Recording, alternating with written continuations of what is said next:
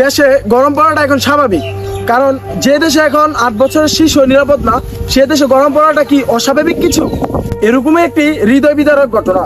দর্শনের পর মৃত্যু ঘটেছে কুমিল্লা সদর দক্ষিণ উপজেলার গলিয়ারা উত্তর ইউনিয়নের খিলপাড়া নিবাসী প্রবাসী জাকির হোসেন কালনের একমাত্র মেয়ে তানজিম সুলতানা ঝুমুরের সাথে। খিলপাড়া লক্ষ্মীপুর সড়কের রাস্তার পাশে দর্শন করে মেরে ফেলে যায় এই ছোট্ট মেয়েটিকে। মেয়েটি ছিল 3য় শ্রেণীর ছাত্রী। কিভাবে করতে পারলো এই কাজটা? এগুলো কি মানুষ নাকি পশু, জানোয়ার? এইসব মানুষের উপর আল্লাহর গজব নাজিল হোক। 3য় শ্রেণীর ছাত্রী ঝুমুর স্কুল থেকে বাড়ি ফেরার পথে রাস্তার পাশে দর্শন করে ধান খেতে মেয়েটিকে মেরে ফেলে দেওয়া হয়।